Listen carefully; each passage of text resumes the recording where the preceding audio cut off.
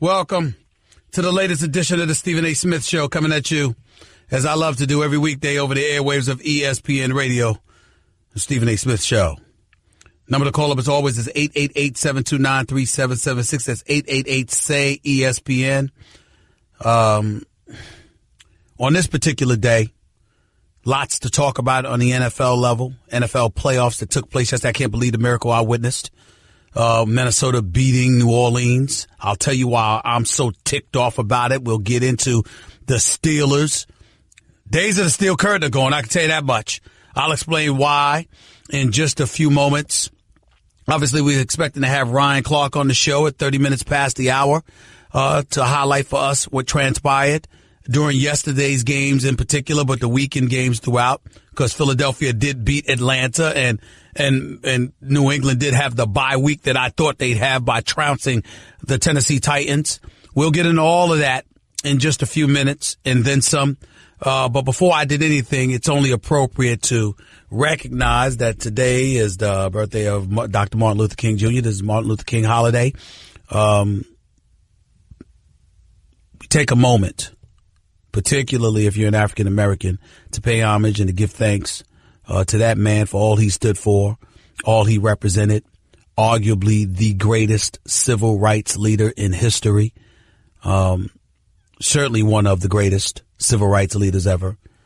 On a day like today is not a day that I customarily feel the need to take off.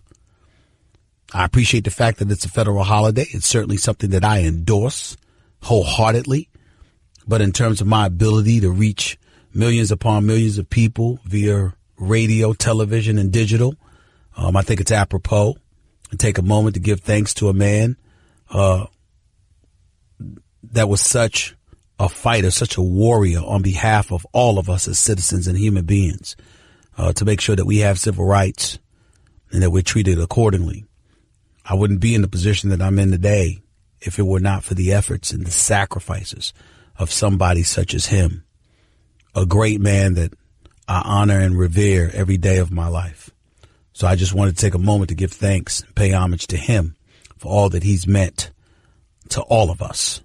And throughout this show today, particularly when we come out of commercial breaks, you'll hear some sound from Dr. Martin Luther King Jr.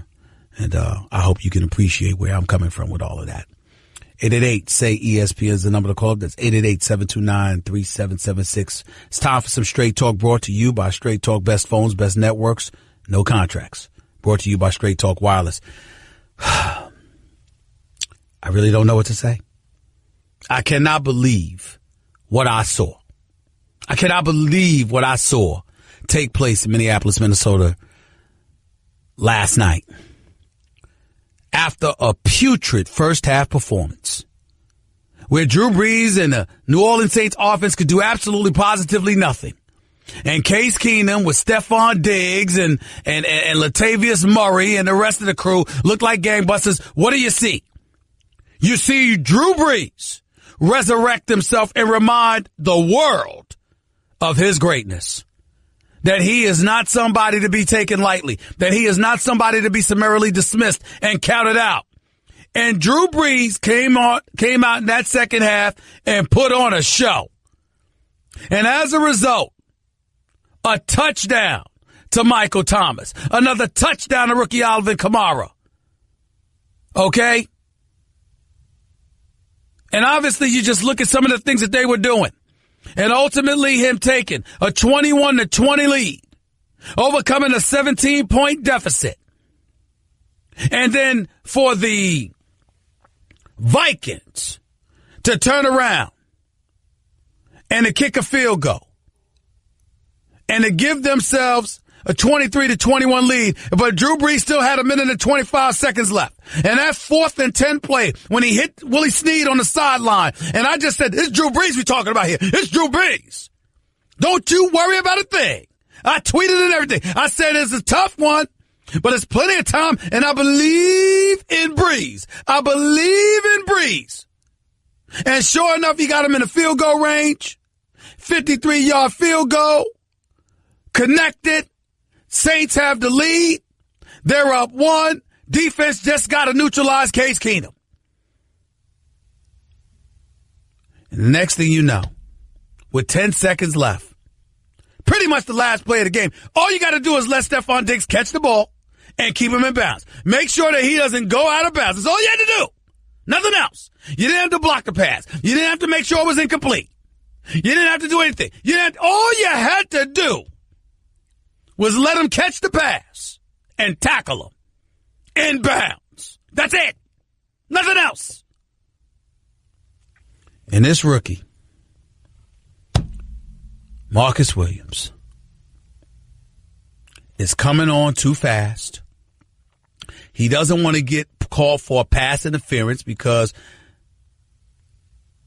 that'll leave time on the clock. It'll give the Vikings extra yardage. It would make a field goal that easier, and as a result, they would lose. So we understand what he was dealing with. But he came on too fast, and as a result, felt the need to move out the way. And so what he did was he dived a little bit away from Stephon Diggs, basically in an attempt to undercut him if indeed he did catch the ball.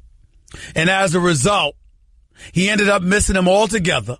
Stephon Diggs adroitly makes the catch, keeps himself in bounds, and scampers down the sideline for a 61-yard touchdown play from Case Keenum as time expired to deliver the Minnesota Vikings the victory. And I must confess to you, I wanted to throw up. And by the way, one of the reasons was that damn NFL, a National Football League, and those suits in the league office who need to loosen it up, take their belts, loosen it up, their jackets, loosen up, get a life. Why the hell should the Saints have to come out for an extra point after a moment like that? The crowd is sheer pandemonium. The players are celebrating. The moment is not something you teach, nor is it something you can buy. But because the NFL is tight as Lord knows what, don't know how to relax at all, you're gonna make the Saints come back out so you can take an extra snap and the game could be over. Just the stupidest thing I've ever seen. Just to deprive Vikings fans even more so of the moment they could have had, even though it was a good moment. Just makes no sense whatsoever. But that's what transpired. But the biggest thing for me, what really made me sick to my stomach, is the fact that Drew Brees is not going to be in the Super Bowl. Because, ladies and gentlemen, without him in the Super Bowl, you know what I have as a choice out of the NFC? Case Keenum or Nick Foles. Really? I mean, really? Why don't y'all just ask people to skip the Super Bowl? I mean, ladies and gentlemen, I don't know if anybody's realized this, but you talk about Tom Brady holding the NFL in the palm of his hands. Could you imagine if the Super Bowl is Blake Bortles versus Nick Foles or Case Keenum? You talk about ratings plummeting. Not to mention the fact that Jacksonville's defense is elite. Philly's is damn near that way, and Minnesota's number one. So could you imagine what we can anticipate for the Super Bowl? It might go down as the most boring Super Bowl in history. Unless Tom Brady's in it. In case no one has thought about it, perhaps you should think about that now.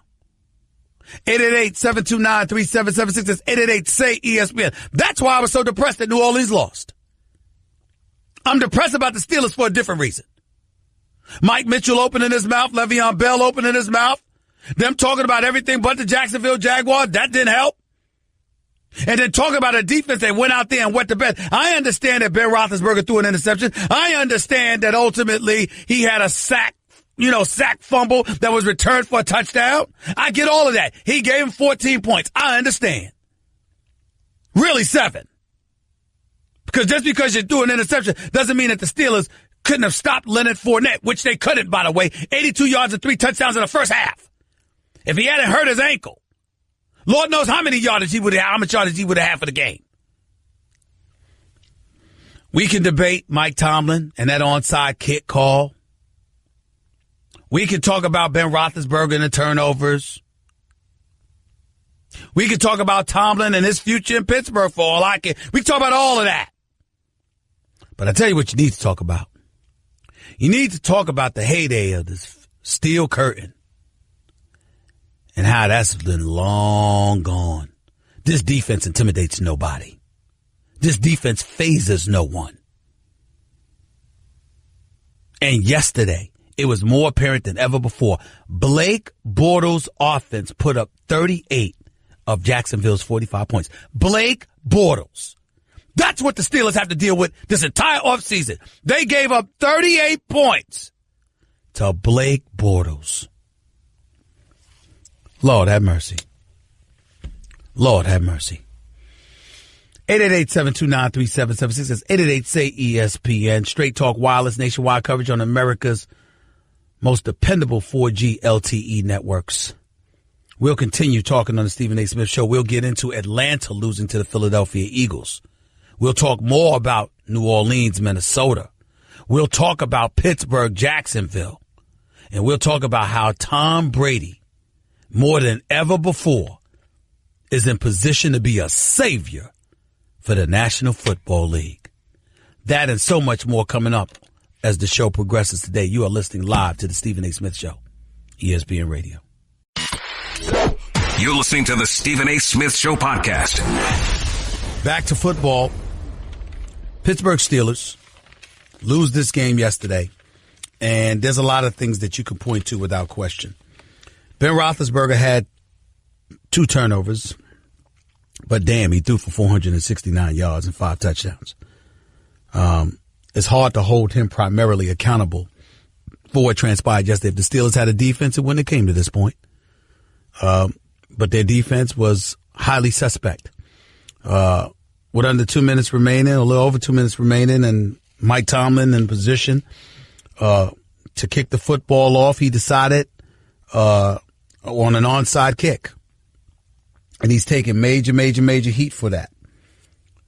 In my opinion, I agree it was the wrong call. I would not have done it, but I can understand why he did it. It was 2:18 left in the game. Pittsburgh went for an onside kick after cutting the deficit to 42-35, despite possessing 2 timeouts with the 2-minute warning ahead. But Mike Tomlin didn't believe in that defense. And the reality is, who the hell should? I mean, the Pittsburgh Steelers look so pathetic at times, they couldn't stop me. Now, obviously, you can't take anything away from Jacksonville. Leonard Fournette is a stud. I mean, he wasn't getting touched for the first 3 or 4 yards. He ran the football. And the minute he got touched, he dragged dudes with him some extra yardage. If he hadn't gotten hurt, I think Leonard Fournette would have had another 180-yard-plus game. I really do. He was that powerful. He was that punishing for the Pittsburgh Steelers. But Blake Bortles was impressive in the fourth quarter as well. He went through one stretch. He's 5 for 6 for 120 yards. Threw a 45-yard pass to Keelan Cole, setting up a touchdown that gave them a cushion after the Steelers were marching back. You know, play action fake, threw a 14-yard touchdown pass to a fullback in Bohannon. Offsetting spectacular touchdown catches by Antonio Brown, who, by the way, whose cast was not 100%, but he still had over 120 receiving yards. Martavis Bryant, that catch that he had for a touchdown to end the first half, that was impressive too. But in the end, what it comes down to is this. Ben Roethlisberger made mistakes. But Ben Roethlisberger balled. Antonio Brown balled. Le'Veon Bell, even though he shouldn't have been talking about his damn contract heading into the game, he still backed it up. He balled. Look at his yard from scrimmage. It's the Steelers' defense that didn't show up. You look at Keith Butler, I don't know what the hell's going on. Todd Haley with some of his play calling earlier on, trying to run a sweep against the speed of Jacksonville's defense, which, by the way, they saw it coming from a mile away. I don't know why the hell you would call that play. So there's a lot of blame to go around. Nobody's trying to absolve Mike Tomlin. He's the man. He's the head coach. Damn it, it's on him.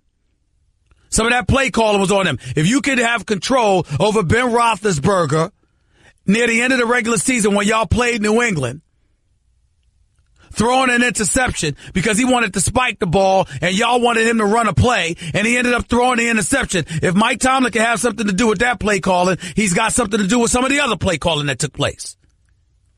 I love the guy, but I am worried for him because you got a lot of people that are looking at Mike Tomlin right now wondering what the hell is going on. When you got players talking out of pocket that way, that wouldn't happen with New England. Braggadocio being worn on their chest, that wouldn't happen with Bill Belichick. Hell, it wouldn't happen with Mike McCarthy. So these are the kind of things that you got to look at. Todd Haley's probably going to be gone.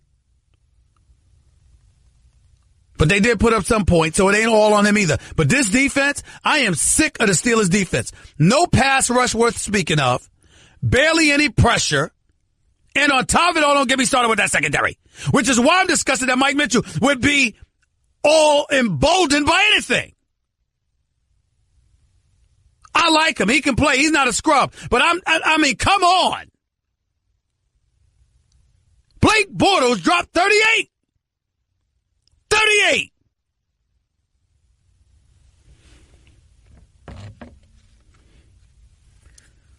If you're the New York Giants, by the way, how are you feeling about Mike Tomlin doing the job that he's done?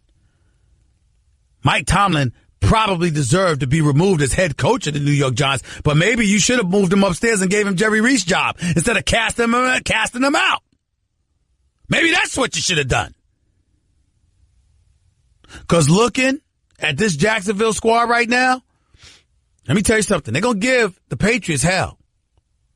Remember, Jacksonville doesn't have to blitz in order to get at Brady. They can rush 4, drop 7 back into the secondary, and still do damage.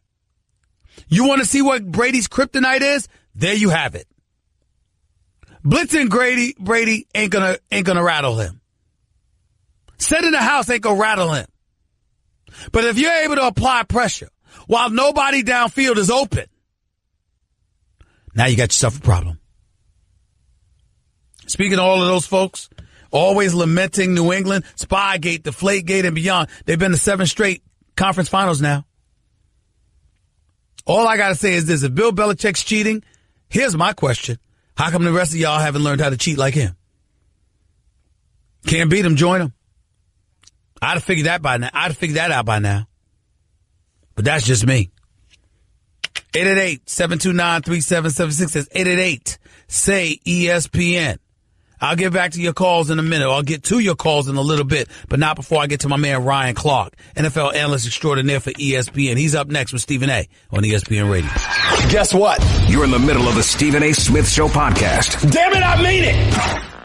Welcome back to the Stephen A. Smith Show right here on ESPN Radio. Always my honor and privilege to have my next guest on the line. Former Super Bowl champion with the Pittsburgh Steelers, who's got a lot of explaining to do today. He really, really does. I'm talking about the one and only Ryan Clark, NFL analyst extraordinaire for ESPN. What's going on, man? How you doing?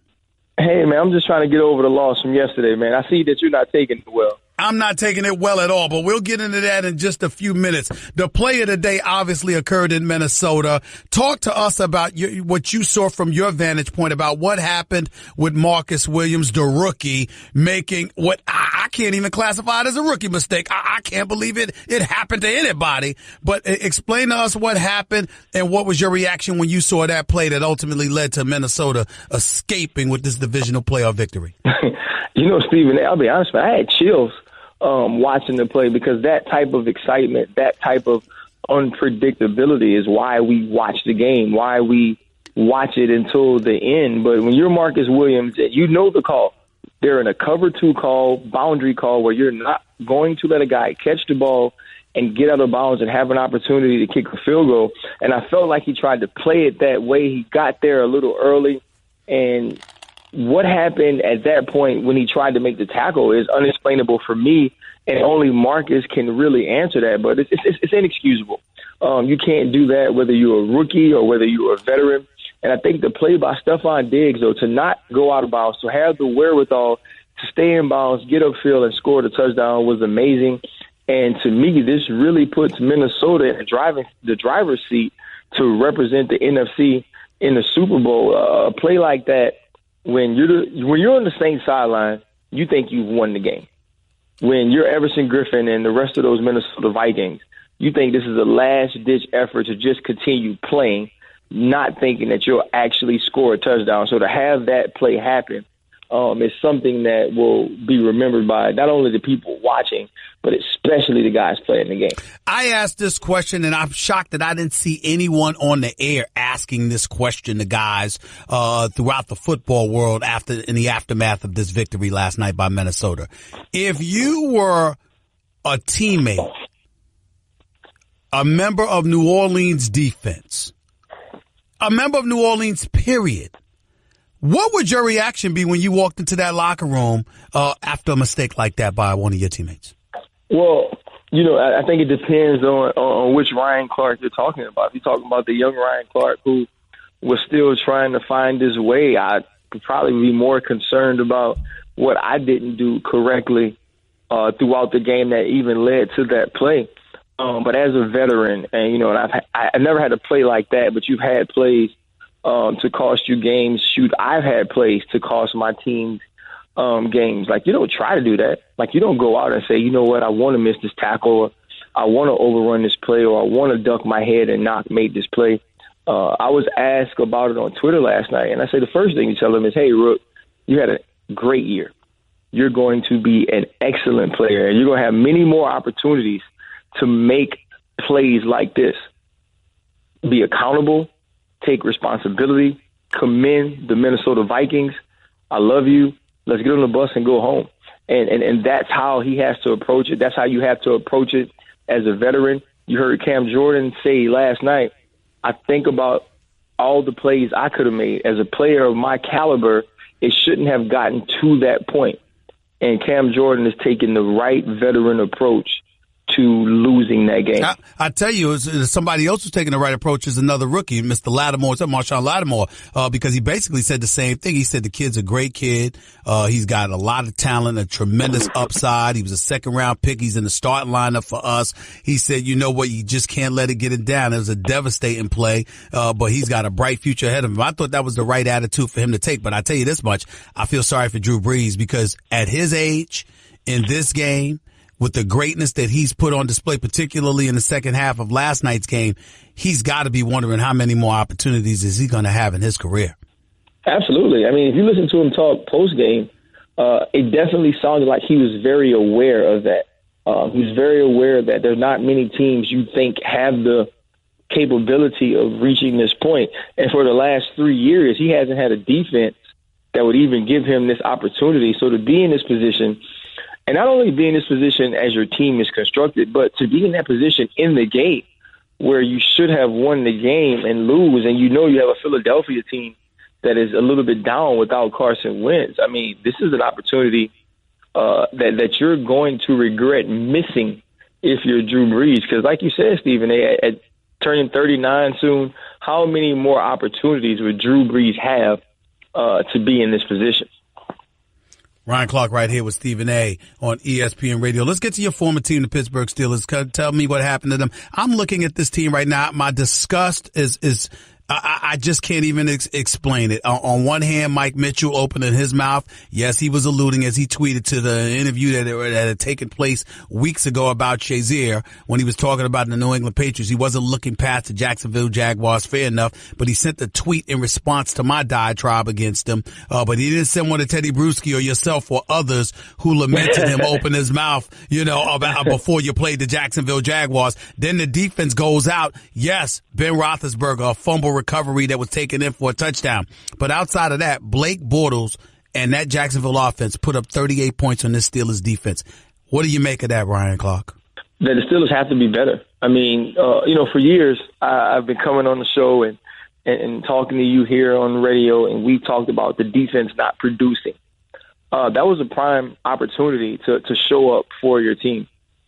Ben Roethlisberger put up 42 points on the Jacksonville Jaguars, a top 2 defense in the NFL, and you can't stop the Jacksonville Jaguars enough to win.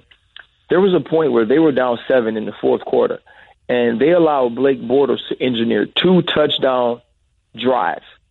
Those were the plays that the Pittsburgh Steelers needed to make on defense, and I don't know if it's personnel, I don't know if it's play calling. Obviously, the loss of Shazier looms very large on this defense, but to have those things happen, they're unexplainable, inexplicable, and you can't excuse those. And so as a defense, they have to get better, and they let the team down when it comes to those clutch moments in the fourth quarter. How did that happen, though? Because you're hearing guys didn't trust that guys would be in there, do their assignments, cover the gaps and what have you. The team just seemed a bit discombobulated. Le'Veon Bell commenting about his contract coming into the game. Mike Mitchell talking about what they were going to do to the Jaguars the morning of the game. And then you look at Tomlin, obviously the onside kick or whatever, or more importantly, these guys' willingness to sound off, knowing that you put yourself in a precarious circumstances, and that's something that Mike Tomlin wouldn't like, yet it still happened. What's going on with your former team? I think Mike T can't necessarily not like these guys talking about these things when, for the first time ever since I remember him, he spoke about the future. He spoke about facing the Patriots twice. He spoke about having to play them in the regular season and then meeting them again in the playoffs. So as a team, if Mike T's coming out and saying these things out loud, I'm pretty sure these are things that are being discussed in the building. And I think the team kind of followed suit with that. On the other side, whether it's Mike Mitchell, Le'Veon Bell, or whoever speaks out, Mike T gives people the opportunity to be themselves, to be individuals, to be their own brand, per se. And so this is kind of what comes with the territory. It's not that New England Patriots, we're going to do everything this way and the way Bill Belichick does it. It's not really how it works in Pittsburgh. Should we? Go ahead. I'm sorry. Go ahead. Yeah, I just don't necessarily know how much that plays into your preparation for the game. How concerned, if at all, should any of us be about Mike Tomlin's future in Pittsburgh in light of the fact that, a loss like this, you got a lot of people looking at him, particularly after that onside kick. How concerned should he be? I don't think he should be concerned in the sense that I think he's built up a rapport and a relationship with the Steelers organization to where he'll be all right. But I'm concerned. And, why? I know many times you and I get a little flack for how we deal with the quote unquote black topics. Yep. Right. But if you listen to just the people outside of us, right, when Mike Tomlin is spoken about, when is he ever spoken of as a great X's and O's coach? When is he ever spoken about as a great decision maker? It's always his personality, his charisma, his ability to lead, the way that he presents himself. But it's never about what he does on the headset. And I think when you have a game like this, when people already try to point out that you're not necessarily a great decision maker, I think that feeds into that narrative. And so for me, I am nervous for him in the sense of when does it all come to a head, and when does the outside noise get cloudy enough or loud enough that they start paying attention to some of these losses and some of these downfalls to inferior teams and say, you know what, even though we win 12, 13 games, maybe Mike T shouldn't be our coach anymore. Ryan Clark right here with Stephen A. on ESPN Radio. Look, before I let you get on out of here, a couple more questions. I considered New England having a bye week because I knew what they were going to do to Tennessee, and sure enough, it happened. And now Malarkey is out as the coach. Good riddance. He was 20-21 in 2.5 seasons coaching the team. I mean, he didn't do an awful job, but it ain't like he was a game changer. You know what? You can get another coach that can do that. But transitioning to the NFC, the Philadelphia Eagles, Atlanta Falcons, I put that on Matt Ryan. Yes, this Philadelphia Eagles defense deserves a boatload of credit, but you're the reigning league MVP with the same personnel, Sanu, Julio Jones, Tevin Coleman, Devontae Freeman, and the boys. You have got to be able to put up more than 10 points on the defense if you're Matt Ryan. I totally agree. As a defense, you give up 15 points to the Philadelphia Eagles. You hold in the red zone on a couple of occasions to give your team an opportunity to win. You have Matt Ryan, like you say, Julio Jones, Mohamed Sanu, Taylor Gabriel, Freeman, Coleman. I mean, all of these weapons, and you only score 10 points. You don't put up any points in the second half, and this is not new for the Atlanta Falcons. The defense carried them down the stretch. It wasn't the offense making the plays that we saw them make last year that got them to this point. And when you look at that second half of that game, obviously, like you said, you give Philadelphia credit, but it was Matt Ryan's inability to create the big play that hampered this team all year. I think that actually bit them in the butt in this playoff game against the Eagles, which is why the Eagles are moving on and the Falcons season is over. Who do you have winning the AFC Championship game between New England and Jacksonville? I believe New England wins it, but it's not going to be what people think. The Jacksonville Jaguars are made to play defense against the New England Patriots. And I'm interested in see if Jalen Ramsey matches up on the outside when Gronkowski is split out. I think defensively they're going to give New England all they want. I'm just scared that Blake Bortles won't be able to make the plays he made against Pittsburgh or against Bill Belichick, Matt Patricia, and that defense in New England. Philadelphia, Minnesota, in Philly, Sunday night. Who you going with? Minnesota. Minnesota is going to be the first team ever to host a Super Bowl and play in it. Ryan Clark, I'm going with Philadelphia. I think Philadelphia will beat Minnesota at home. You'll be wrong, and we'll talk about it on Monday. There you go. Don't worry about it, though. I'm not hiding. You better not hide either, because I couldn't find you for a couple of months with the Steelers. Couldn't find you for a few months. Appreciate you, bro. Thanks so much. Yes, sir, always. Take it easy, no doubt. Ryan Clark right here with Stephen A. on ESPN Radio, 888-729-3776. That's 888-SAY-ESPN. You can catch him on NFL Live this afternoon, by the way. He's always doing his thing on that show. Definitely you can continue to catch me right here. We still got a lot more to talk about in terms of this NFL playoff week, and I'm still disgusted. I'm still so disgusted. Damn Steelers. And, of course, Minnesota being the luckiest team alive, for crying out loud. I wanted to see Drew Brees in the Super Bowl. I want to see a quarterback. Now I got Case Keenum or Nick Foles. What is this? Back with more in a minute, the Stephen A. Smith Show, ESPN Radio. Guess what? You're in the middle of the Stephen A. Smith Show podcast. Damn it, I mean it. Got a lot of phone calls to get into in hour number 2, because we'll get more into these NFL playoffs. Thanks again to Ryan Clark for coming on the show. We'll continue talking about these playoff games that took place over the weekend, the playoff games that are ensuing. Jacksonville visits Foxborough against New England for the AFC Championship game at 3 o'clock on Sunday. A 6:30 game is the Philadelphia Eagles hosting the Minnesota Vikings for the NFC Championship game. When a winner ending up in Minnesota for the Super Bowl, Minnesota's got a chance to be the first home team at to have a Super Bowl, basically hosting the Super Bowl. That's what it is. So it'll be real interesting to get into all of that. Of course, we won't avoid doing so at all. Lots of stuff to get into, plus Magic Johnson coming in the support of Luke Walton. The Cleveland Cavaliers are hosting the Golden State Warriors tonight. Rematch of the NBA Finals. We got to get into all of that as well. And I'll tell you why I think tonight's game for Cleveland isn't just a regular season game, or at least it should not be just another regular season game. It should be far more important than that.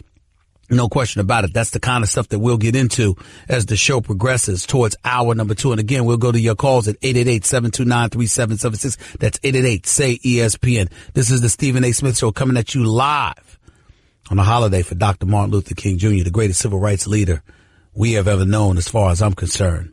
Hour number 2 up next with Stephen A. on ESPN Radio. That's just a sample of what you'll hear on the Stephen A. Smith Show. Weekdays at 1 p.m. Eastern on ESPN Radio and the ESPN app.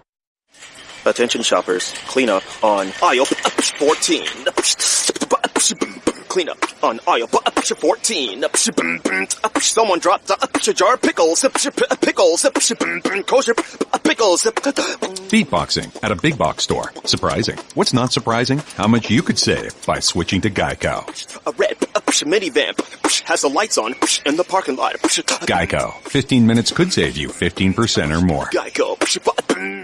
I just saved hundreds of dollars by switching to Geico. I feel like I'm on top of the world. Disclaimer. You will not be transported to the top of the world. In the unlikely event you find yourself at the Arctic Circle, seek shelter from the elements immediately to avoid frostbite and or hypothermia. Geico will not be responsible if you find yourself in a cave or crevasse with a lonely abominable snowman, who in all likelihood will force you to play games including but not limited to Go Fish, charades, Chinese checkers, or his personal favorite, Red Rover, send Yeti on over. Geico is not liable for any damages, either physical or emotional. Geico. 15 minutes could save you 15% or more.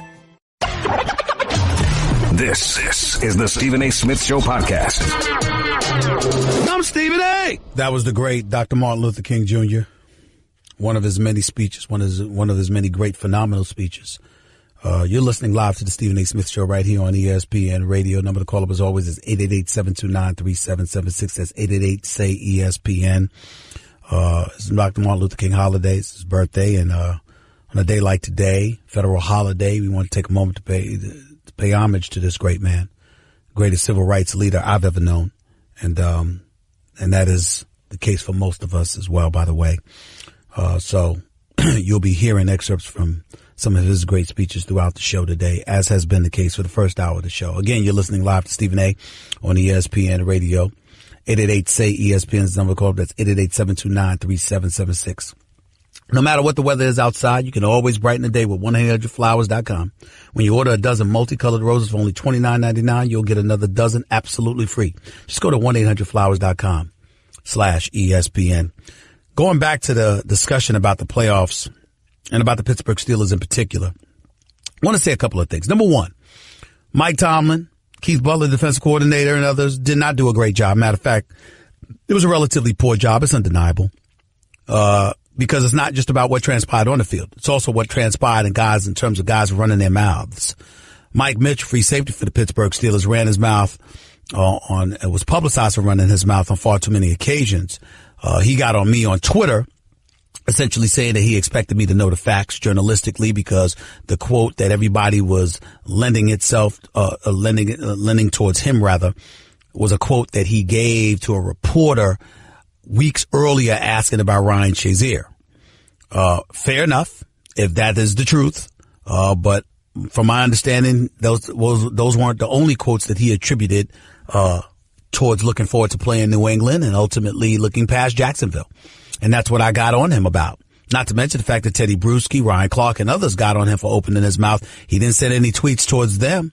They're Super Bowl champions. And they were looking at a guy and saying, what the hell are you doing? And that's all I said. But he is a damn good player, even though he got raked through the coals by Rob Gronkowski a few weeks ago. But that's neither here nor there. Here's the bottom line. The Steelers' defense got shredded by Blake Bortles yesterday. And apparently myself, Teddy Bruschi, and Ryan Clark weren't the only ones who took offense to Mike Mitchell opening his mouth, along with Le'Veon Bell opening his mouth. Steelers guard David DeCastro says he's not happy. This is according to Ed Boucher for the Pittsburgh Post-Courier. David DeCastro not happy with a few teammates disrespecting Jaguars. Quote, it's embarrassing. It really is. It just blows my mind. They beat us 30-9. We played like crap, and we want to talk about New England? More Steelers DeCastro and teammates talking Patriots before they played the Jags. It's just stupid. It's just not what you do. You don't need to give a team like that more bulletin board material. But not only did they take those comments that way, did a teammate like Mike Mitchell take those comments that way? Look at who else took the comments that way. The Jacksonville Jaguars. In the aftermath of beating the Pittsburgh Steelers yesterday, these are the tweets put out by various members of the Jaguars. Will Graves, guess the reporter, he's got a Will Graves for AP, the Associated Press. This is a quote that he tweeted from Jalen Ramsey. I was wondering why they were so confident because we stomped their ass last time. We knew we was going to do the same thing this time. We were confident coming into the game. I can't tell you why they were so confident, but that went out the door real quick. Barry Church, according to Will Graves. All we did was feed on a few that everybody was providing. The media, everybody was talking about how they're going to run through us. It's not going to be like last week. Blake Bortles this, Blake Bortles that. All he did was dominate their defense. J.P. Shadrick quotes Jalen Ramsey. They asked for us and they got us. Let's keep it real. We should have blown them out. Rick Walsh. I think it's KDKA. I think this is a television station. Jacksonville players outside their locker room yelling, where's Mike Mitchell? I want to see Mike Mitchell right now. Dan Graciano for ESPN. Black Jaguar players could be heard in the hall shouting, where's Mitchell? Bring Mike Mitchell out here. Tim Benz, some guy named Tim Benz, Jackson on Bell's tweet, Le'Veon Bell, because remember he was talking about them too. They said they were going to be in Boston, so I guess they're going to be in Boston watching us. We'll send them Jags jerseys so they can support us. More Tim Benz, Calais Campbell on the Steelers. Hey, look, they're a great team, and then Marcel Darius jumps in and said, stop saying they are a great team. They just got their ass whooped. Am I inaccurate now, Mike Mitchell? None but respect for you, your game. But you didn't show up last night, yesterday afternoon. Neither did the rest of the Steelers defense. Y'all gave up 38 points to Blake Bortles. I'm going to say it again. 38 points to Blake Bortles. 38 points to Blake Bortles. And Blake Bortles had a good fourth quarter, 5 or 6 for 120 yards during one stretch. Blake Bortles showed up. He shows up like that against New England. Jacksonville can win this AFC Championship game because against New England and Tom Brady, you want to know his kryptonite? Send 4 rushers. Don't blitz. Send 4 to apply the pressure. Drop the other 7 in coverage. With that speed, that athleticism, and the hitman that they've got in their secondary, I got news for you. Jacksonville can make Sunday nightmarish for Tom Brady and the New England Patriots if the Patriots ain't careful. Here's the difference. The mistakes that Mike Tomlin and his staff made through this game, chances are Bill Belichick, Matt Patricia, and the crew ain't going to do that. They're going to dot every I, they're going to cross every T, and they're not going to underestimate anybody. As Teddy Bruschi came on First Take last week, my show on ESPN every weekday from 10 a.m. to noon Eastern time, when he came on the show and said last week, he said, Bill Belichick encourages his team, spray the perfume. Say nothing but sweet things to your opponent and about your opponent all week long. Provide no bulletin board material whatsoever. So guess what? In other words, Bill Belichick ain't going to have any members of his Patriot squad imitating Mike Mitchell, Le'Veon Bell, or anybody else on the Steelers who were talking smack. Looking past the Jaguars, clearly, because they wanted a second shot at the Patriots. He's not going to have that. That's why he's been to 7 consecutive AFC Championship games. That's why he has 2 Super Bowl championships in the last 4 years or so. Just a thought. Just a thought. Marty in New York, you're live with Stephen A. What's up? Hey, Stephen A. Long time caller. Listener, first time caller. I am a Steelers fan. Mm-hmm. My God, my defense, a high school team could play better defense than the Steelers yesterday against Blake Bortles and everything. You know what I'm saying? Mike Mitchell needed to shut his damn mouth and play defense yesterday. And another thing I have a gripe with is those 2 4th and inches calls where we did the sweep outside, knowing Jacksonville's defense was so damn fast on the outside. We couldn't get there. We lost 4 yards. And then another one was that pass. How can we Ben Roethlisberger 6'5"? He could have just leaned forward and scored. Got this first down. Granted, he threw the ball on some beautiful passes to Antonio Brown and them on 4th downs and stuff, but our defense looks so horrible. I agree with you about the Steel Curtains a long time ago, and Le'Veon Bell should shut up about his contract, about franchise tagging him, and showing up. He did his thing too, but our defense looks so bad. Le'Veon Bell did show up. He balled. Mike Mitchell may not have, but Le'Veon did ball. Let's not knock Le'Veon. Listen, he talked a little smack or whatever about his contract, but he did show you why he's validated.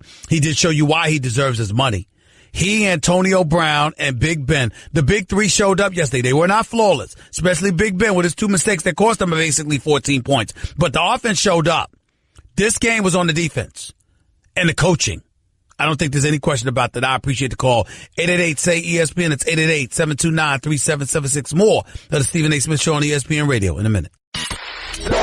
You're listening to the Stephen A. Smith Show podcast. Back to Stephen A. Smith Show right here on ESPN Radio, 888-729-3776. It's 888-SAY-ESPN. Stephen A. Smith Show live with you. Martin Luther King Jr. holiday. Again, 888-SAY-ESPN is the number to call up. Stephen A. Smith Show is being brought to you by Pennzoil Synthetics. Talking synthetic motor oil performance to a whole. Taking synthetic motor oil performance to a whole new level. Make the switch to Pennzoil Synthetics today. Let's go over to the phones. Carlton in Tampa, you're live with Stephen A. Talk to me, buddy. Where do I start today, my friend? First off, Mike Mitchell is hot garbage. In 14 games this year, he's gotten his hands on 2 balls, Stephen A. He has 2 passes defended in 14 games. No interceptions. He's not even in the frame of reference usually when there's double coverage and he's over the top. Okay. He's awful. He is truly awful, and until the Steelers get rid of him, they're going nowhere. Okay. Secondly, I got a prediction for you, Stephen A. Uh-oh. This coming Sunday. No, let me guess. You're going to pick the Jacksonville Jaguars to beat the New England Patriots, aren't you? No. I'm going to predict that Ramsey and Boye are going to get at least 3 defensive holding or pass interference calls on the New England Patriots.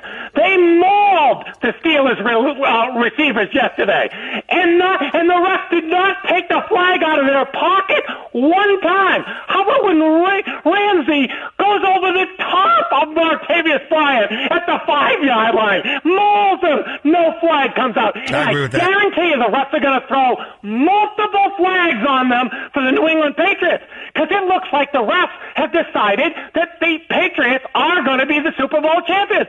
In the last 4 games, Stephen A., since the Patriots got in trouble when they lost unexpectedly to the Dolphins, the refs have called all of 12 penalties for 100 yards against the New England Patriots.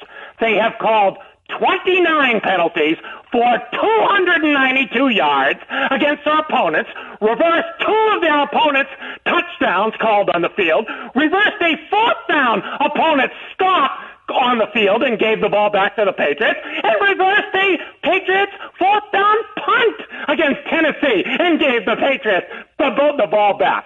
It is unbelievable, Stephen A. And even Tony Romo and Jim Nantz and Mike Mularkey, they all see it in the first half of last weekend's game against the Titans, and nobody else sees it. The refs are calling 3 times the amount of penalties on the opposition as on the Patriots. But wait a minute. You're giving me numbers and you're giving me stats, and I can respect that. But I got a loaded question to ask you, Carlton. Go ahead. Is it possible that Bill Belichick knows the rules better than most of his opponents, and as a result, coaches his players to sit up there and know the rules themselves and know how to draw these penalties against the opposition?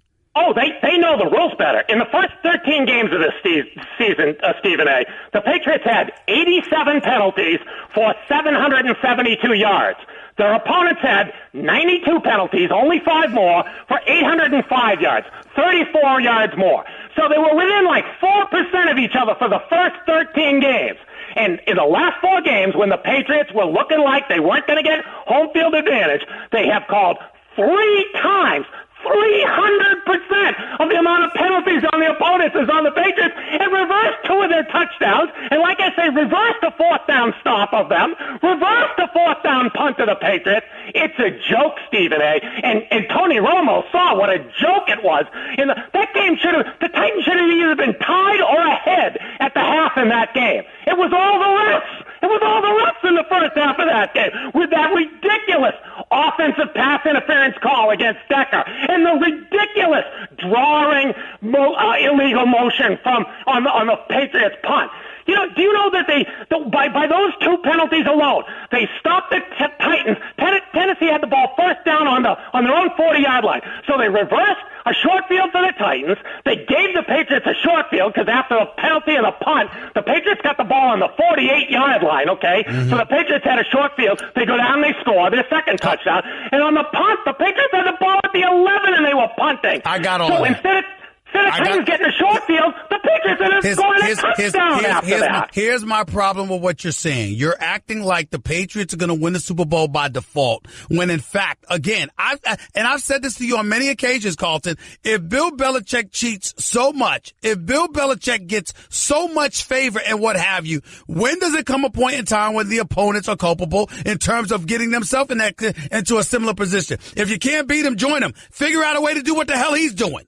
Answer that quickly, because I got to play by the rules, Stephen A. If everything devolves into just wide open lawlessness, nobody's going to want to watch the game. All right, Carlton, I got to run. But now I'm saying that the refs and the league wants the Patriots in the Super Bowl. Oh, you're damn right they do. And you should too. And you should too. Why the hell would you want to see Blake Bortles versus Nick Foles or Case Keenum? Why would you want to see that? I want to see Tom Brady beat the Patriots and get the game taken away. I don't want to see that, Stephen A. Hey, as far as I'm concerned, it looks legitimate to me. I ain't got no problem with it, Carlton, but I appreciate the call. Thank you so much. Thank you, Carlton. See, Carlton's going to hate on the Patriots no matter what. I mean, they're 5-time champions. They've been to 7 straight AFC championship games. I mean, come on. The worst record they've had since the new millennial is 9-7. And Carlton will find a way. Now, it doesn't mean that there's no legitimacy. Spygate, Deflategate, we get all of that. We understand the impetus for his ire. We get it.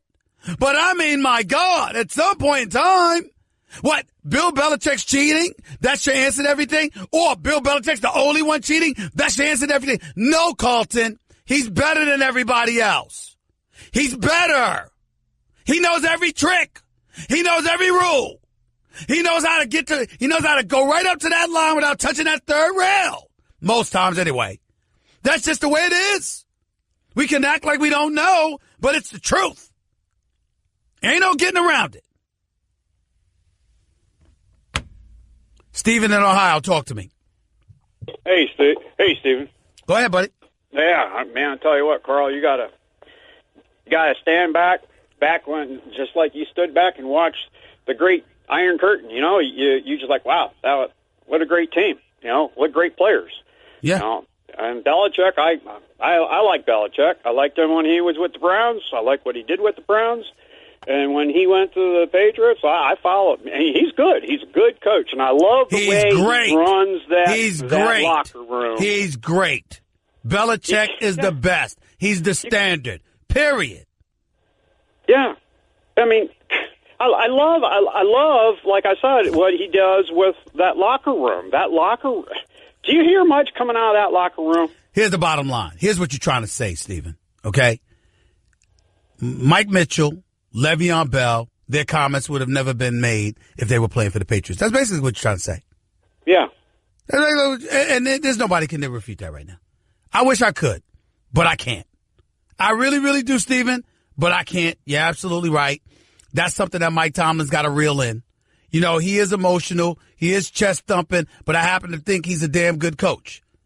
His record during the first half of a season, it's usually better during the second half of the season. 7 of the 10 seasons he's been a coach, guess what? And now 11, his record in the second half of the season has been better than his record in the first half. But you can't lose games like you lost yesterday. And you can't lose games the way you lost yesterday. There is no way around that. We can slice it any way we want to, but it is what it is. Period. 888-SAY-ESPN. That's 888-729-3776. Stephen A. Smith Show on over 250 markets plus across the country, plus Sirius XM. You'll continue to hear us, even though in New York you might be hearing something about the Knicks. Stick around. It's Stephen A. Smith Show, ESPN Radio.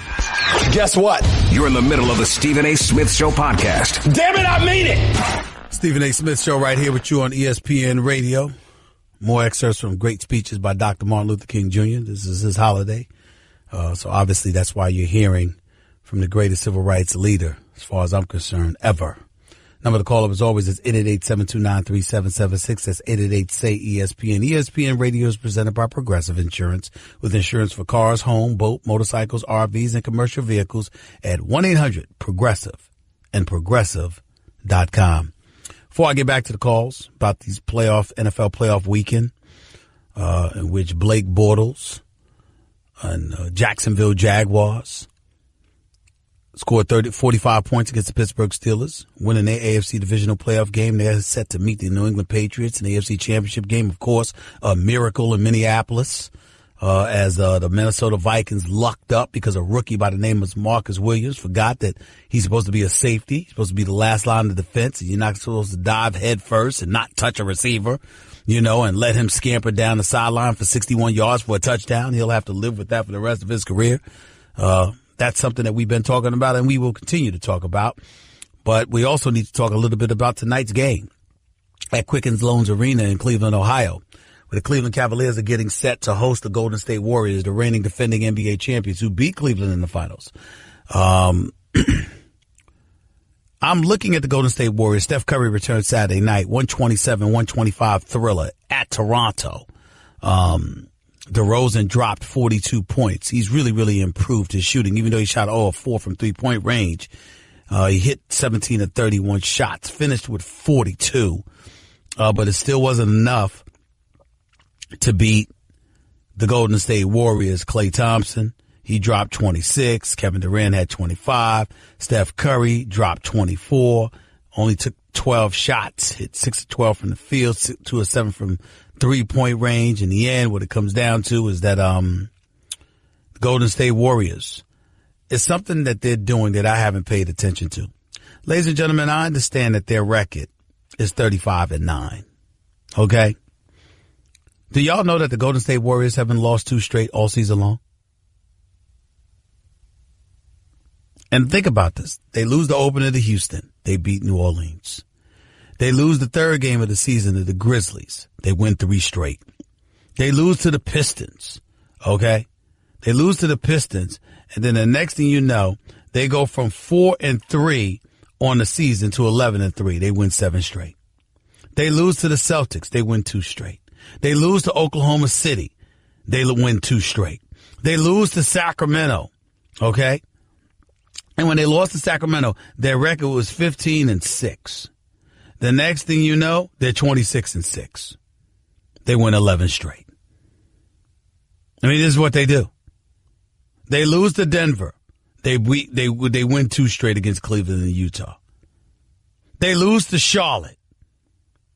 And what do? They win 5 straight. They lose to the Clippers the other night. They win 2 straight. And they lost to the Clippers, by the way, when they gave up 50 to Lou Williams. I mean, well, can we just do away with the 6th Man of the Year award right now? Just give it to him.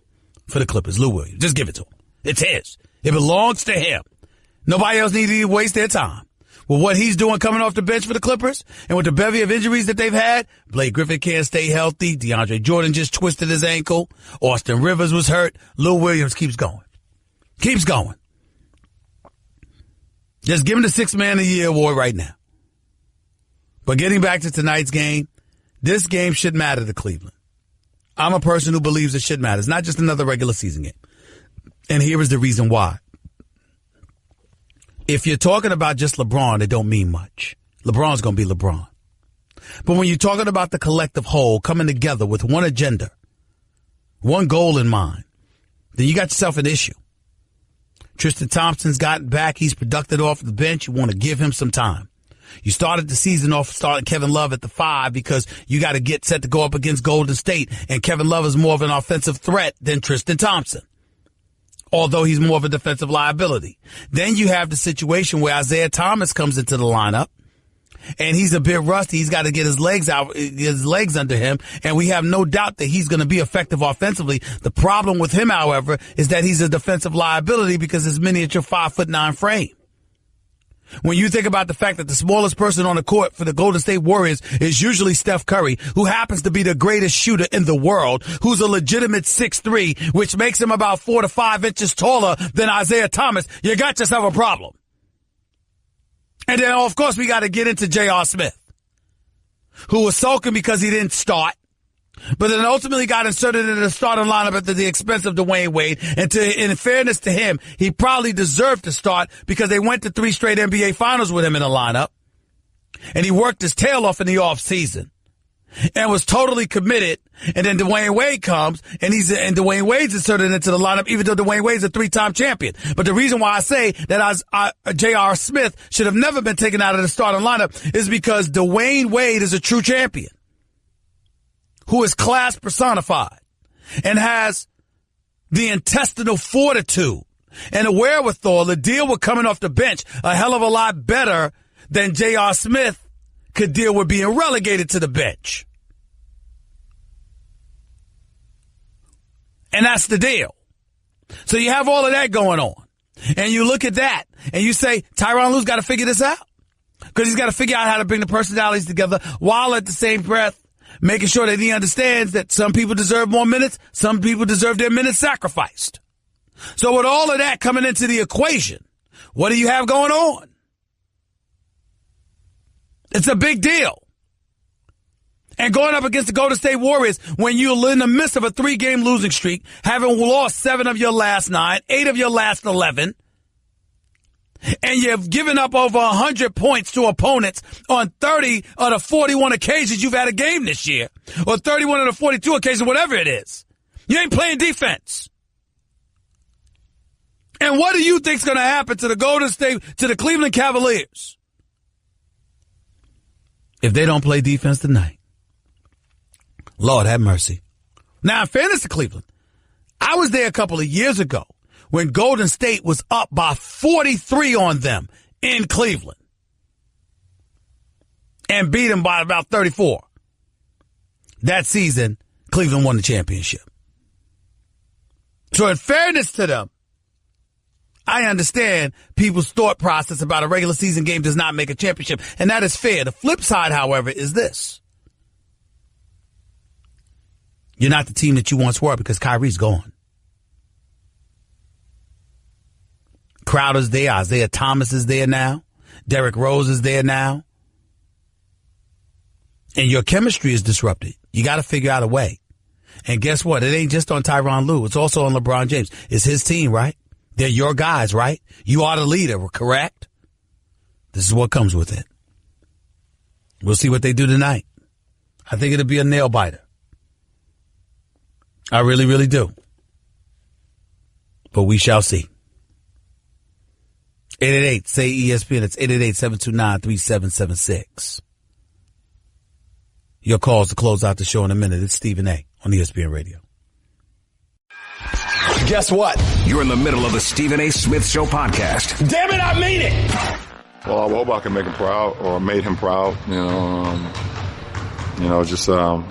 Just taking what he was able to, give to us and, give us that type of empowerment, give us that type of strength to be able to go out and talk about things that really matter, and be able to live for something that's more than you as an individual. So hopefully I will be one of those guys that would make him proud. Hopefully I'm making him proud still with him looking down on us. The guy in control has given people in racism, in negative racism, an opportunity to be out and outspoken without fear, and that's the fearful thing for us, because it's with you and it's around every day. But he's allowed people to come out and just feel confident about doing negative things, and like I said, we can't allow that to stop us from all continuing to be together and preach the right word of of living and loving and laughing and things of that nature, because will we want to live anywhere else? I don't think so. We love this place. That is LeBron James, best player in the world, one of the iconic sports figures of our time, one of the top two as far as I'm concerned. You were listening to him just now speak at this morning's shoot-around before tonight's game between the Warriors and the Cavs. He was speaking at shoot-around. He was speaking about racism. He was speaking about President Trump, whose policies and rhetoric since he came into office have been repeatedly challenged by LeBron James and others, like Steph Curry and others. And so it's more than appropriate to hear LeBron James praise the greatness, the profound influence that the great Dr. Martin Luther King Jr. had upon us all. And on a day like today, it was certainly apropos to play that sound from him speaking about Dr. Martin Luther King, about civil rights, and about what he believes to be is a step in the wrong direction, if indeed rhetoric and what is perceived as being allowed and encouraged by the President of the United States himself is what can lend itself towards dividing us. So that's what you got that from. That was LeBron James speaking earlier today. This is the Stephen A. Smith Show right here on ESPN Radio, 888-729-3776. It's 888-SAY-ESPN. The NBA is on ESPN Radio. Tune in tonight as Steph Curry and the Warriors, the reigning defending champion Warriors, visit LeBron James and the Cleveland Cavaliers. Coverage begins at 7:30 p.m. Eastern on most ESPN radio stations. Back to the phones we go before we get on out of here for the day. Make your points real quick, or I'll do them for you. Billy in South Carolina, you're live with Stephen A. Go. Stephen A., 3 quick points. First of all, the game yesterday in New Orleans and Minnesota is probably the best game that you'll see in the playoffs all year. You have to tell Carton the truth or it sets you free, and it's probably going to end up being New England and Minnesota. And as far as Martin Luther King concerns, I think he could have been, should have been, would have been probably the first black president of the United States. And I'm white and I date black girls. So I'll talk to you later. Bye. Thank you. Appreciate it. Mikey in Texas, you're live with Stephen A. Go ahead. Hey, man, how's it going? I'm all right. Go ahead. Quick Chris Rock reference. If it ain't new, it's through. I think it's great for the NFL to have these young teams, young quarterbacks. Hold on, Mikey. That's fair. But let me ask you a question. As of right now, do you want to see a Super Bowl with Blake Bortles against Nick Foles and Case Keenum? Minus Nick Foles, I still think it's good. I'm saying, would you rather see that rather than Tom Brady going up against Philly or Minnesota? Nope, because I do want to see Tom Brady lose. Non-personal reference. All right. Got you. Thank you. Appreciate the call. Kevin in Houston, you're live with Stephen A. Go ahead. Hey, what's up, Stephen A.? Obviously, today is a very special day for us young black men and women. Yep. Martin Luther King, Malcolm X. I mean, obviously, he wasn't with me, but he's helped me succeed it, and we got to fight our way. As black people, we got to show people we're wrong, and that's what I love doing it. But getting into my Steelers. Oh, man. That Phil Curtin defense was a mistake, and I hated it so much, Stephen A. Less than 24 hours ago, I feared, and I was getting ready to cry. I get Mike Mitchell. I saw his comments on First Take. I saw what he said. But if you are an analytics and you look back to this season, you are really surprised that the Steelers are 12-3. Because that defense just got crushed, and Chris Boswell had to come and save us the game. I'm so disgusted in this. And I got you. I got you. I'm going to stop you right there because I got to go, and you're just getting emotional, and that's my job. You ain't getting away with that. But have a nice day. Appreciate the invitation. Cam in Florida, you're live with Stephen A. Go ahead. Hey, Stephen A. I'm just calling to say about the Eagles. I feel like this season is pretty much full circle. This last Super Bowl run we had, we played the same two teams. I feel like the winner of this game, we beat New England in the Super Bowl. It's a rematch, or we play Jacksonville, the city that we lost in. So I feel like this season is coming full circle. What do you think? I don't know about that. We'll have to wait and see. Minnesota's going to have something to say about that. And just because you lost the Super Bowl in Jacksonville, it ain't got nothing to do with the Jacksonville Jaguars. I mean, the fact of the matter is you'd have a legitimate beef if Carson Wentz were healthy and you going up against Tom Brady. That would be special because I got news for you. If Carson Wentz was playing, there would be no doubt in my mind that the Eagles will win the Super Bowl championship this year based on what I'm seeing in these playoffs. I would have the Eagles winning the Super Bowl championship. I just can't fathom the idea that Nick Foles is the guy that's going to take you there. He might take you to the Super Bowl, but I don't see him winning it. It'll be either lose next week or he'll lose 2 weeks after. That's my opinion. But I appreciate the call. Virgil in Virginia, you're live with Stephen A. Talk to me real quick, Virgil. Go ahead. Yeah, I'm just saying, Mr. Smith, you need to stop hating on Blake Bortles. You don't have to be an elite quarterback in the NFL to be successful. You don't have to be an elite quarterback to win the Super Bowl. Need I say Lynn Dawson? Need I say Jim McMahon? Need I say Trent Dilfer? Yep. Need I say Doug Williams? You don't have to be an elite quarterback. Stop right there. I did not say you have to be elite to win the Super Bowl. A matter of fact, Jacksonville is a legitimate threat. What I said was, if you had the chance to see Blake Bortles against Nick Foles or Case Keenum or Tom Brady against one of those elite defenses in the NFC, what would you pick? That's what I said in terms of what you'd rather see, not whether or not Blake Bortles could be the quarterback that gets it done for you with an elite defense. Understand the difference, learn to listen, and call me back tomorrow when you inhale and fully comprehend what the hell I said. I got to get on out of here for the day, but thank y'all for being with me. I'll be back in 22 hours right here on the Stephen A. Smith Show, ESPN Radio. Until then, peace and love. That's just a sample of what you'll hear on the Stephen A. Smith Show.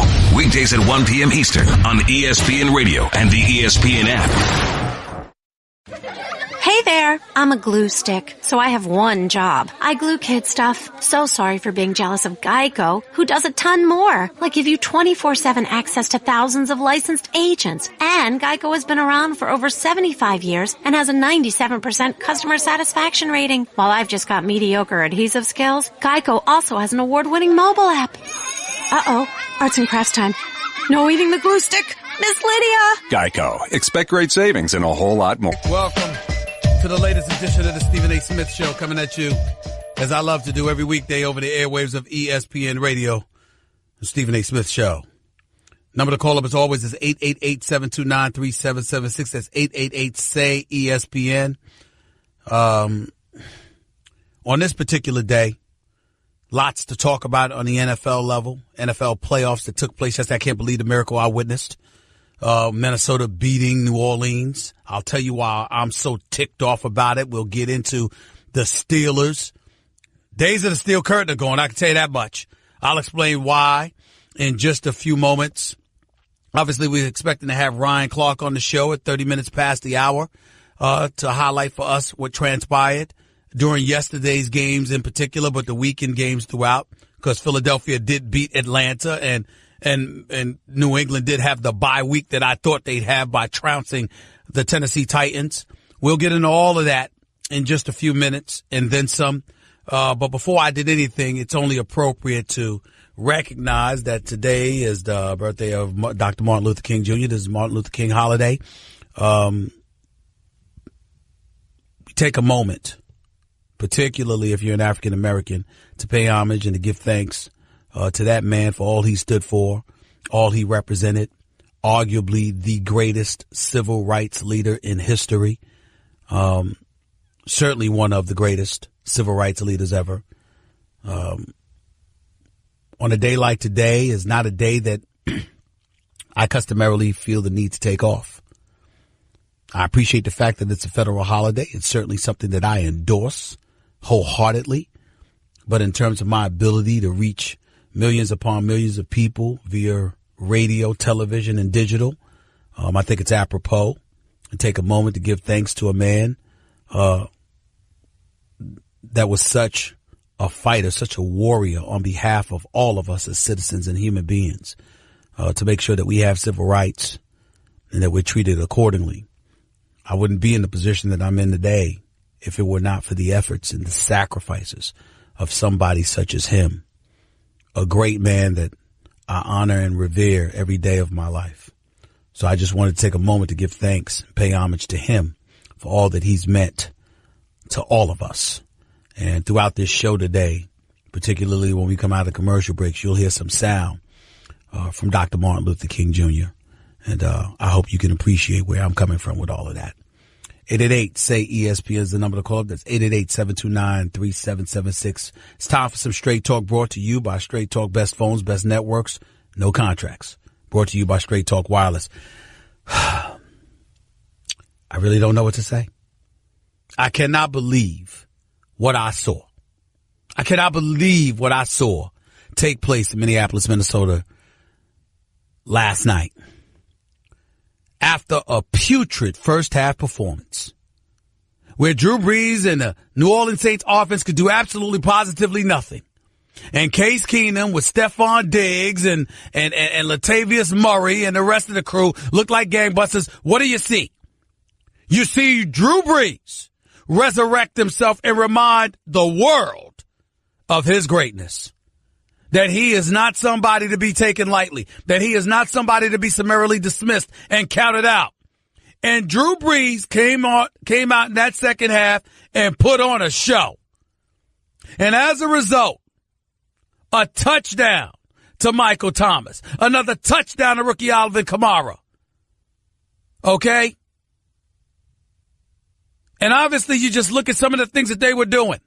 And ultimately him taking a 21-20 lead, overcoming a 17-point deficit. And then for the Vikings to turn around and to kick a field goal and to give themselves a 23-21 lead, but Drew Brees still had 1 minute and 25 seconds left. And that 4th and 10 play when he hit Willie Snead on the sideline. And I just said, it's Drew Brees we're talking about here. It's Drew Brees. Don't you worry about a thing. I tweeted and everything. I said it's a tough one, but it's plenty of time. And I believe in Brees. I believe in Brees. And sure enough, he got him in the field goal range. 53-yard field goal. Connected. Saints have the lead. They're up 1. Defense just got to neutralize Case Keenum. And the next thing you know, with 10 seconds left, pretty much the last play of the game, all you got to do is let Stephon Diggs catch the ball and keep him in bounds. Make sure that he doesn't go out of bounds. That's all you had to do. Nothing else. You didn't have to block the pass. You didn't have to make sure it was incomplete. You didn't have to do anything. All you had to do was let him catch the pass and tackle him. Inbounds. That's it. Nothing else. And this rookie, Marcus Williams, is coming on too fast. He doesn't want to get called for a pass interference because that'll leave time on the clock. It'll give the Vikings extra yardage. It would make a field goal that easier, and as a result, they would lose. So we understand what he was dealing with.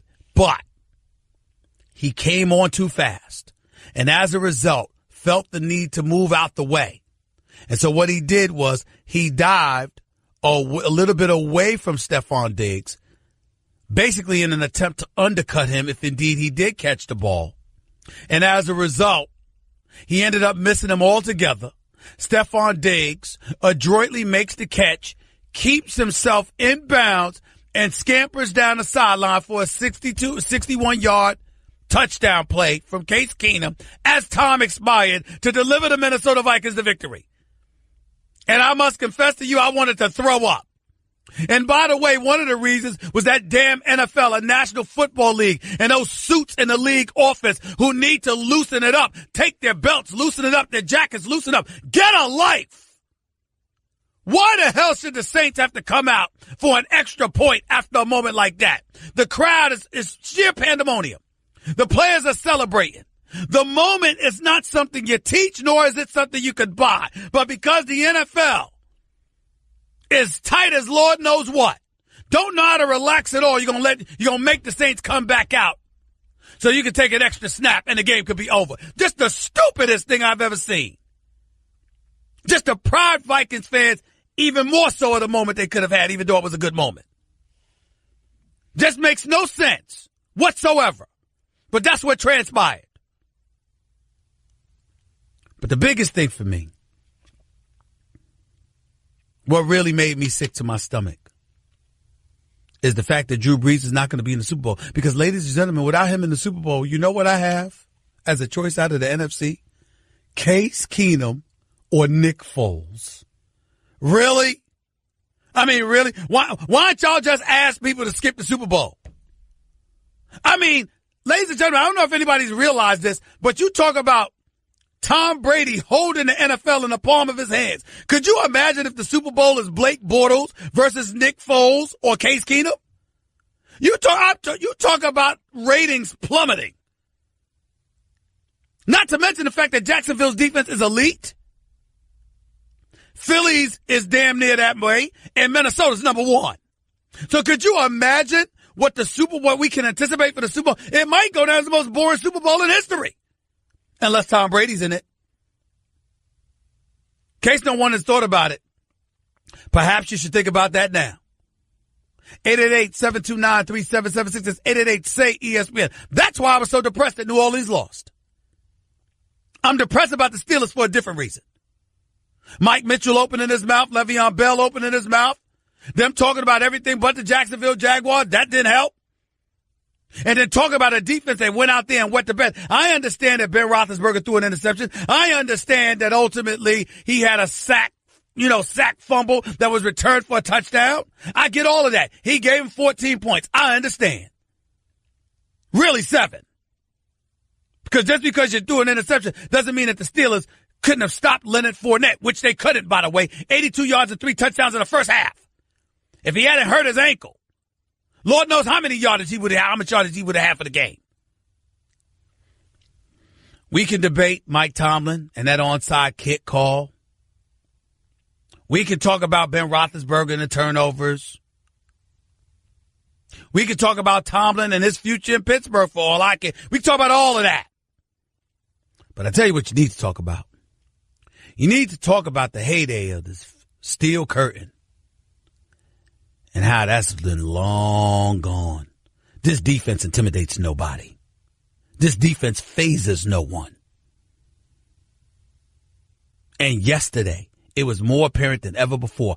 Blake Bortles' offense put up 38 of Jacksonville's 45 points. Blake Bortles.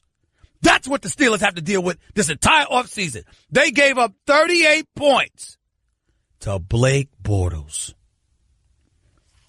Lord have mercy. Lord have mercy.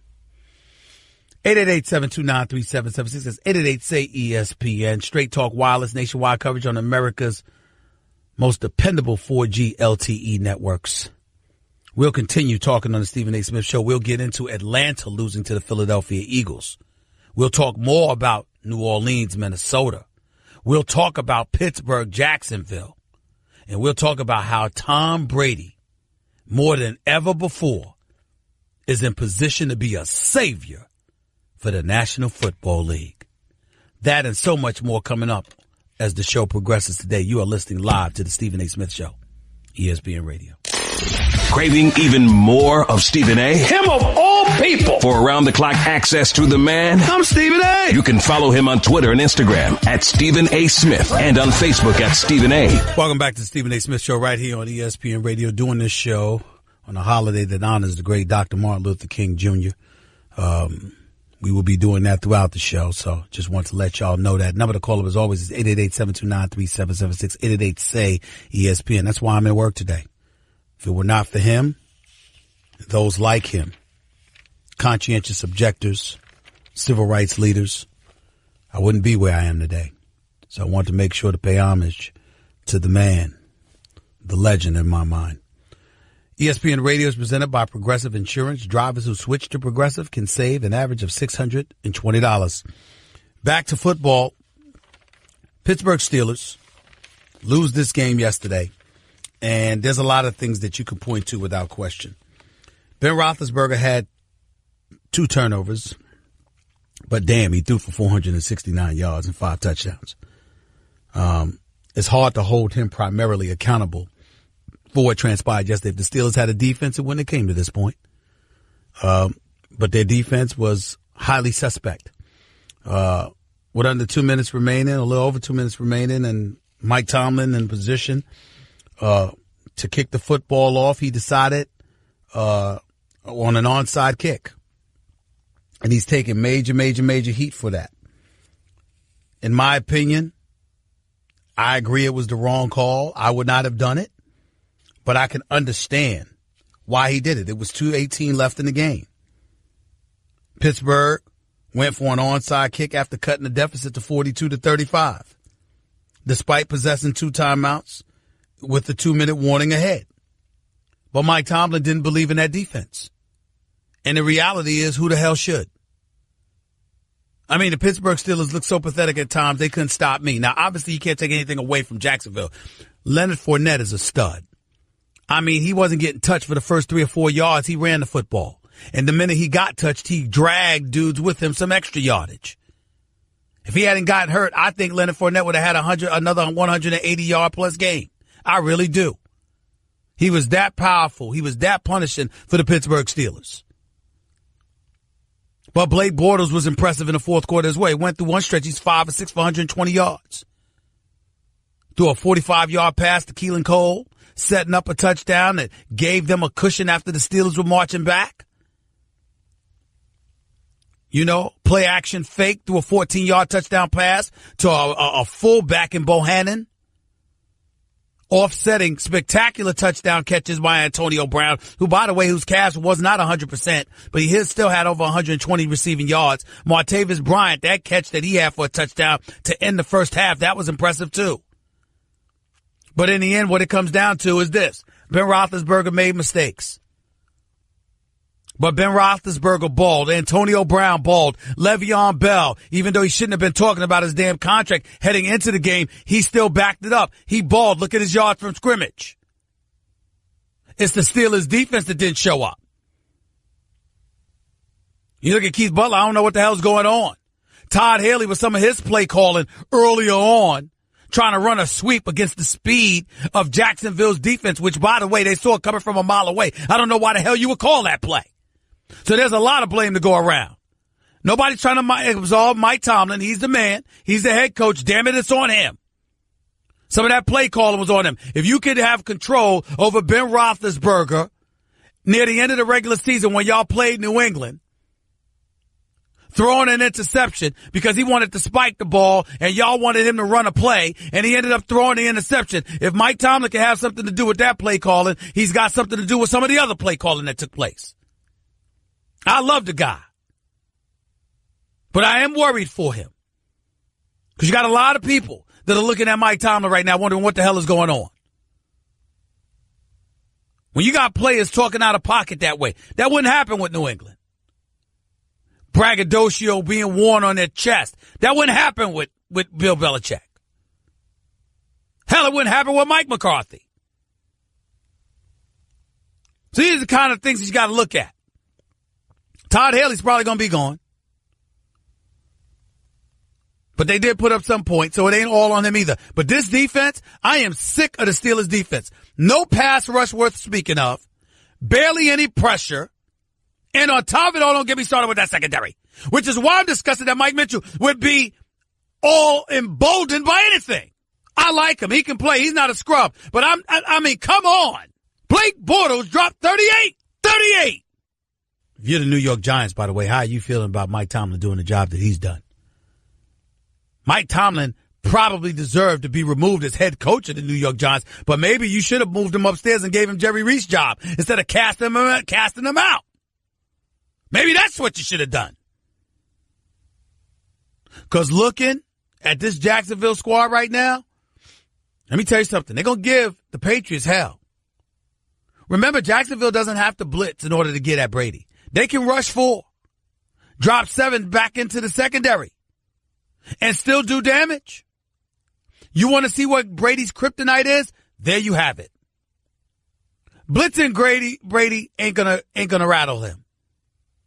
Setting the house ain't gonna rattle him. But if you're able to apply pressure while nobody downfield is open, now you got yourself a problem. Speaking of all of those folks, always lamenting New England, Spygate, Deflategate, and beyond, they've been to 7 straight conference finals now. All I got to say is this. If Bill Belichick's cheating, here's my question. How come the rest of y'all haven't learned how to cheat like him? Can't beat him, join him. I'd have figured that out by now. But that's just me. The Stephen A. Smith Show podcast. You're listening live to the Stephen A. Smith Show right here on ESPN Radio. Number to call up as always is 888-729-3776. That's 888-SAY-ESPN. This is Dr. Martin Luther King holiday. It's his birthday, and on a day like today, federal holiday, we want to take a moment to pay homage to this great man, greatest civil rights leader I've ever known, and that is the case for most of us as well, by the way. So you'll be hearing excerpts from some of his great speeches throughout the show today, as has been the case for the first hour of the show. Again, you're listening live to Stephen A. on ESPN Radio. 888-SAY-ESPN is the number to call up. That's 888-729-3776. No matter what the weather is outside, you can always brighten the day with 1-800-Flowers.com. When you order a dozen multicolored roses for only $29.99, you'll get another dozen absolutely free.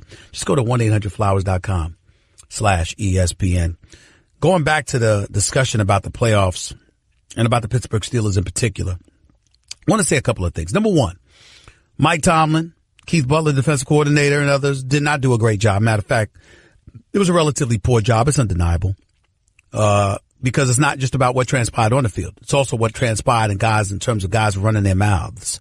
Mike Mitch, free safety for the Pittsburgh Steelers, ran his mouth it was publicized for running his mouth on far too many occasions. He got on me on Twitter, essentially saying that he expected me to know the facts journalistically because the quote that everybody was lending towards him rather, was a quote that he gave to a reporter weeks earlier asking about Ryan Shazier. Fair enough, if that is the truth. But from my understanding, those weren't the only quotes that he attributed towards looking forward to playing New England and ultimately looking past Jacksonville. And that's what I got on him about. Not to mention the fact that Teddy Bruschi, Ryan Clark, and others got on him for opening his mouth. He didn't send any tweets towards them. They're Super Bowl champions. And they were looking at a guy and saying, what the hell are you doing? And that's all I said. But he is a damn good player, even though he got raked through the coals by Rob Gronkowski a few weeks ago. But that's neither here nor there. Here's the bottom line. The Steelers defense got shredded by Blake Bortles yesterday.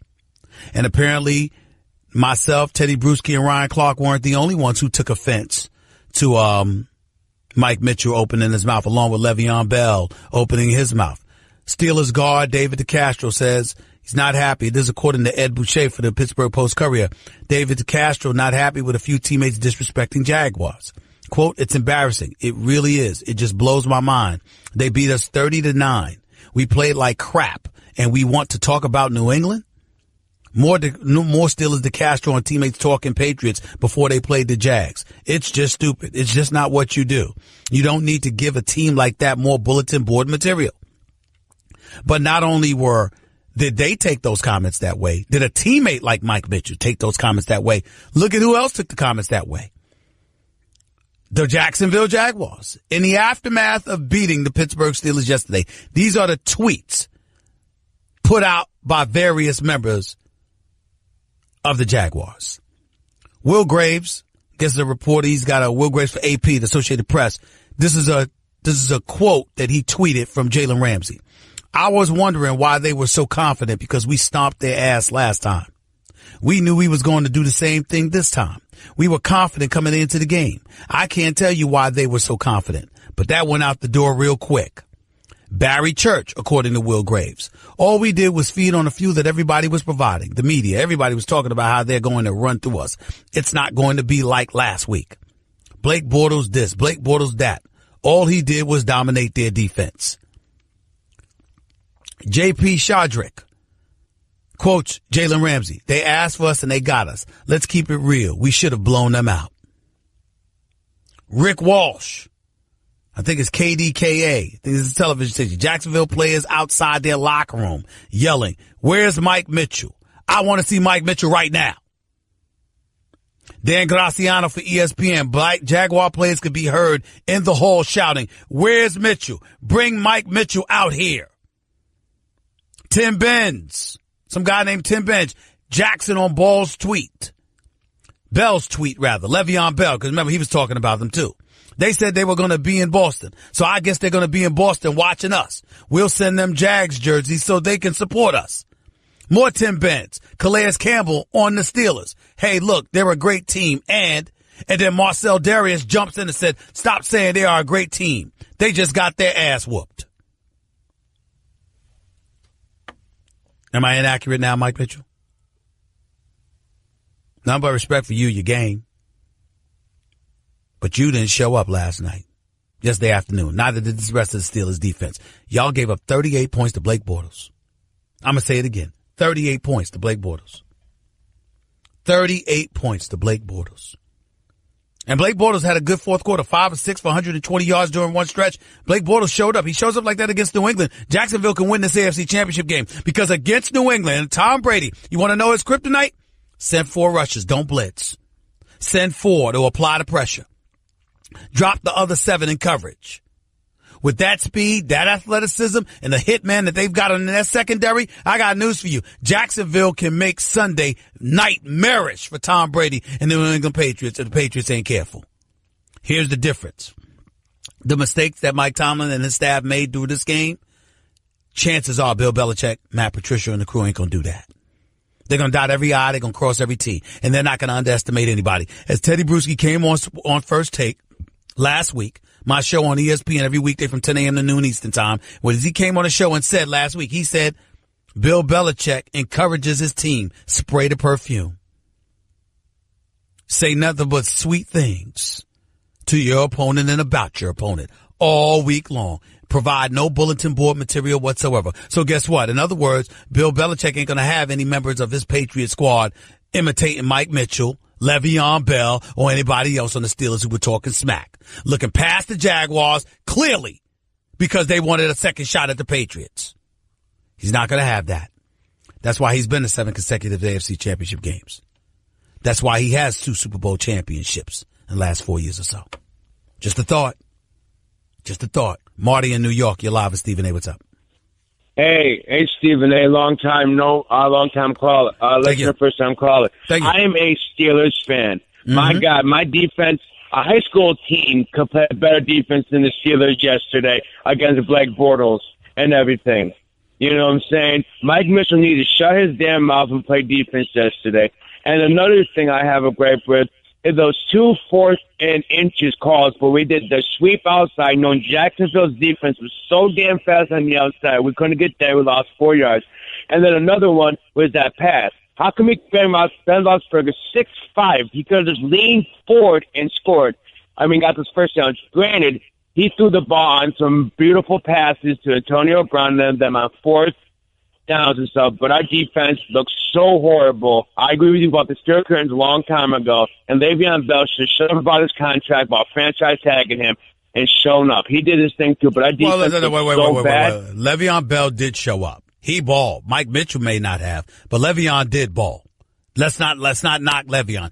Listen, he talked a little smack or whatever about his contract, but he did show you why he's validated. He did show you why he deserves his money. He, Antonio Brown, and Big Ben, the big 3 showed up yesterday. They were not flawless, especially Big Ben with his 2 mistakes that cost him basically 14 points. But the offense showed up. This game was on the defense and the coaching. I don't think there's any question about that. I appreciate the call. 888-SAY-ESPN. It's 888-729-3776. More of the Stephen A. Smith Show on ESPN Radio in a minute. Craving even more of Stephen A? Him of all people. For around-the-clock access to the man? I'm Stephen A. You can follow him on Twitter and Instagram at Stephen A. Smith and on Facebook at Stephen A. Back to Stephen A. Smith Show right here on ESPN Radio, 888-729-3776. It's 888-SAY-ESPN. Stephen A. Smith Show live with you. Martin Luther King Jr. holiday. Again, 888-SAY-ESPN is the number to call up. Stephen A. Smith Show is being brought to you by Pennzoil Synthetics. Talking synthetic motor oil performance to a whole. Taking synthetic motor oil performance to a whole new level. Make the switch to Pennzoil Synthetics today. Let's go into the phones. Carlton in Tampa, you're live with Stephen A. Talk to me, buddy. Where do I start today, my friend? First off, Mike Mitchell is hot garbage. In 14 games this year, he's gotten his hands on 2 balls, Stephen A. He has 2 passes defended in 14 games. No interceptions. He's not even in the frame of reference usually when there's double coverage and he's over the top. Okay. He's awful. He is truly awful, and until the Steelers get rid of him, they're going nowhere. Okay. Secondly, I got a prediction for you, Stephen A. This coming Sunday. No, let me guess. You're going to pick the Jacksonville Jaguars to beat the New England Patriots, aren't you? No. I'm going to predict that Ramsey and Boye are going to get at least 3 defensive holding or pass interference calls on the New England Patriots. They mauled the Steelers receivers yesterday, and the refs did not take the flag out of their pocket one time. How about when Ramsey goes over the top of Martavius Bryant at the 5-yard line, mauls him, no flag comes out. I agree with that. Guarantee you the refs are going to throw multiple flags on them for the New England Patriots, because it looks like the refs have decided that the Patriots are going to be the Super Bowl champions.